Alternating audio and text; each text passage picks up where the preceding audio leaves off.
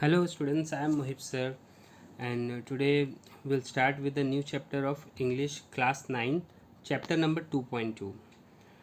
This chapter name is A True Story of Sea Turtles, and students will complete this chapter in two parts. So first of all, let us clear the confusion. मुझे पता है बहुत सारे students को ये confusion है कि turtles और टोटॉइज में क्या डिफरेंस है. टर्टल्स और टोटॉइज में क्या डिफरेंस है. तो टर्टल्स वो होते हैं जो पानी में ही रहते हैं, ज़्यादातर समुंदर और समुंदर के किनारे में पानी में रहने वाले जो कछुए होते हैं वो टर्टल्स होते हैं, और जो ज़मीन पर ज़्यादा रहते हैं ना उसको टोटॉइज बोलते हैं. ओके, तो ये डिफरेंसेस है.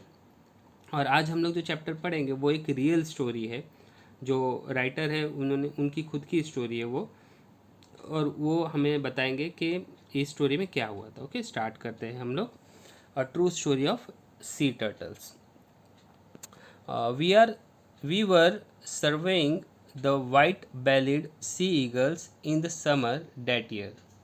अब राइटर बोल रहे हैं कि जब हम लोग सर्वे कर रहे थे, मतलब कि किसी एरिया में या कोई सी के पास, समुंदर के पास वो लोग सर्वे कर रहे थे वाइट बेलिड सी ईगल्स की. अब वाइट बेलिड सी ईगल्स मतलब ये एक ईगल है जो सी के आसपास, खास करके कोस्टल एरिया जो रहता है ना, सी का समुंदर के किनारा, वहाँ पर ये ईगल्स पाए जाते हैं. और इनकी जो पेट का हिस्सा होता है ना, स्टमक का पार्ट, वो वाइट होता है, इसके लिए इनको बोलते हैं white bellied sea eagles.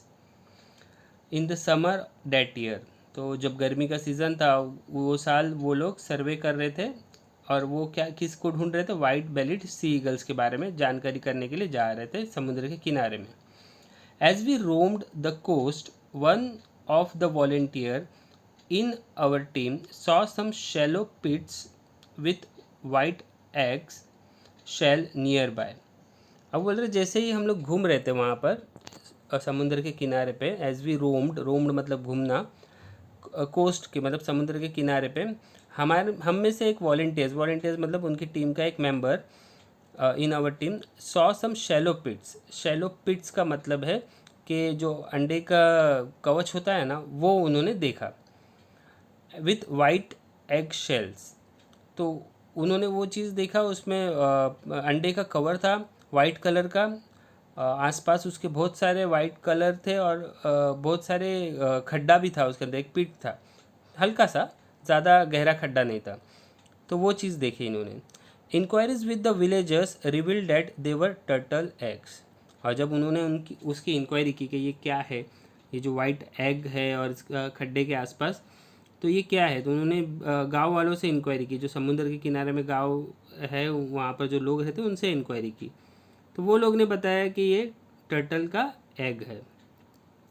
This came as a surprise.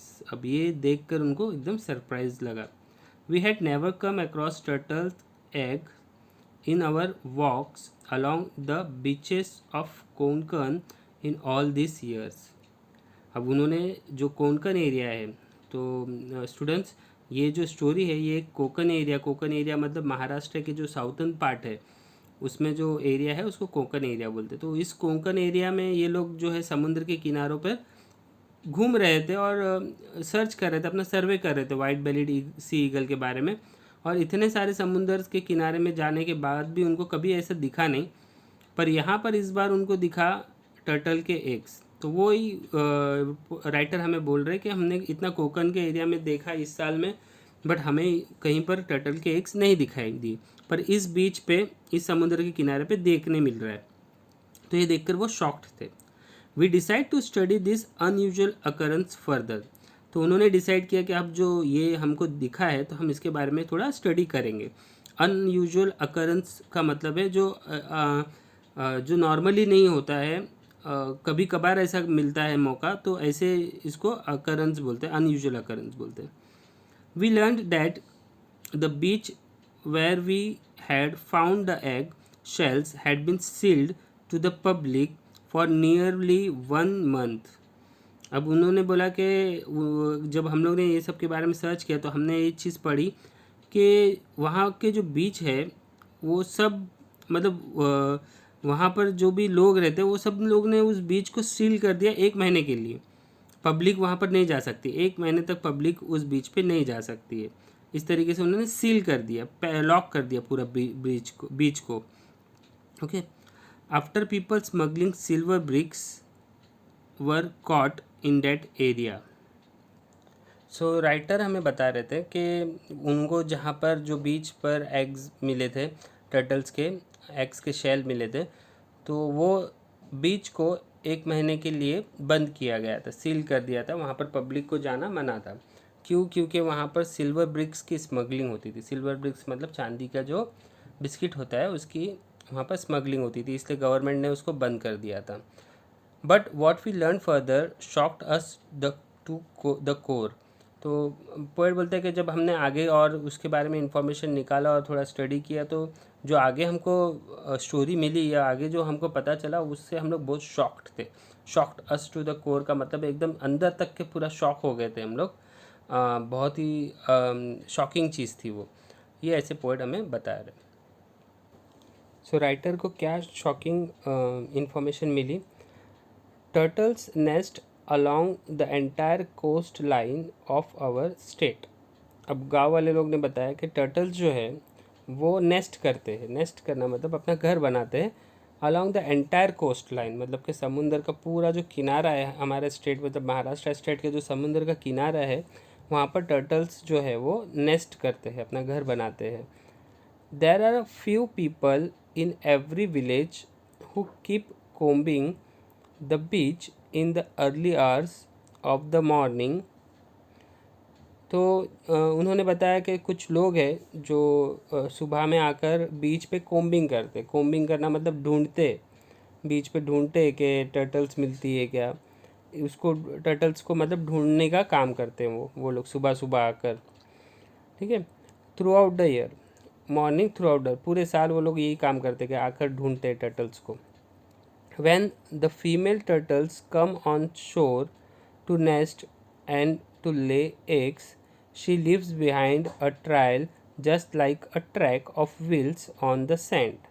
हम बोलते हैं जब फीमेल टर्टल जो है वो जब समुंदर के किनारे पे, कम्स ऑन शोर मतलब समुंदर के किनारे पे जब वो आती है अपना नेस्ट बनाने के लिए और उसमें अपने एग्स डालने के लिए, अंडे देने के लिए, she lives behind a trial.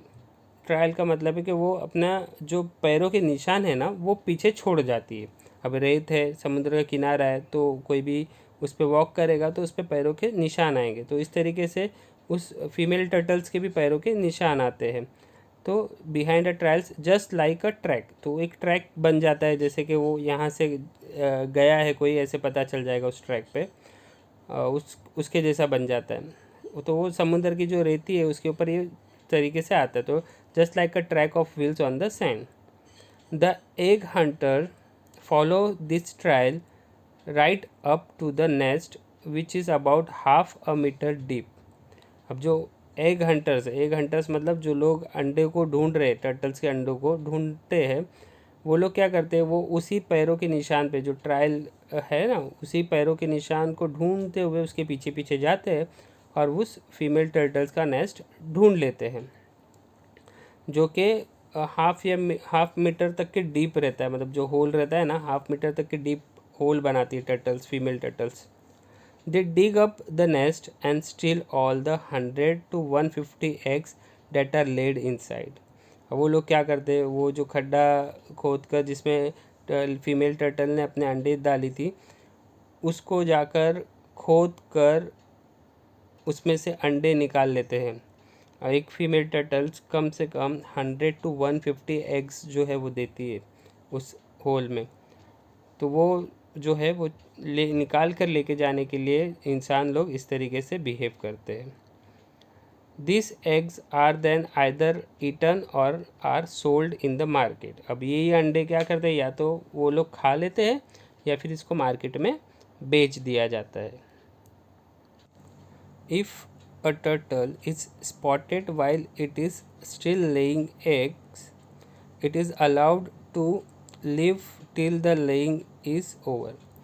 और अगर जो लोग उस एग्स को ढूंढ रहे हैं उनको अगर एक फीमेल टर्टल दिख गई जो अभी अंडे दे रही है, तो वो लोग रुक जाते हैं उसको जब तक अंडे वो पूरी तरीके से दे नहीं देती, तब तक के रुकते हैं और फिर उसको अंडे देने देते हैं। उसके बाद क्या करते हैं, as soon as the eggs are laid it is caught and then killed and eaten. और जैसे ही वो फीमेल टर्टल्स अंडे दे देती है फिर उसको भी पकड़ लेते हैं वो लोग और उसको भी या तो उसको बेच देते हैं या फिर उसको खा लेते हैं, मार देते हैं।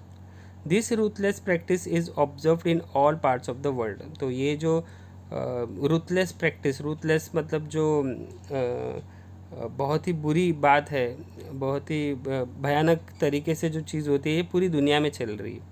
However, in India, sea turtles have been given protection by including them under Schedule 1 of the Indian Wildlife Act 1972।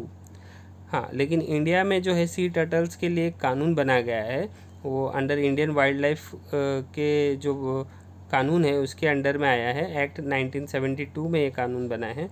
उसके हिसाब से टर्टल्स को आप मार नहीं सकते, वो इलीगल है। जैसे कि that means turtles have been given as much protection as tigers. तो जितना टाइगर्स को मारना गुनाह है उसी तरीके से टर्टल्स को भी कानूनी तौर पर इलीगल है मारना। Therefore, all this business of gathering turtle eggs and killing turtles is carried on in a secret। तो इस वजह से क्योंकि ऐसा कानून बनाया कि ये इलीगल है, तो जितने भी टर्टल्स को पकड़े जाते हैं या जितने भी टर्टल्स के एग वहाँ से निकाले जाते हैं वो सब इलीगल तरीके से होता है और सीक्रेटली होता है। वो एकदम चोरी की तरह चोरी करते हैं वो लोग, ठीक है। Hush hush manner, secret hush hush manner, hush hush manner मतलब चुपचाप एकदम खामोशी से ये चीज़ें की जाती है। This information was distressing. अब जब ये राइटर को इन्फॉर्मेशन मिली ये सारी बातें कि इस तरीके से टर्टल्स की चोरी होती है और उसके एग्स को उठा लेते हैं, टर्टल्स को, फीमेल टर्टल्स को भी मार देते हैं, और इस तरीके से ये सब बातें जब राइटर को पता चली तो उसको बहुत बुरा लगा ये बात को, तो इसके लिए इसको डिस्ट्रेसिंग बोला गया है। We begin to think seriously about it.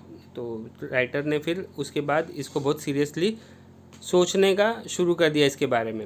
We decided to undertake a project for the protection and conservation of turtle and their nest in Maharashtra.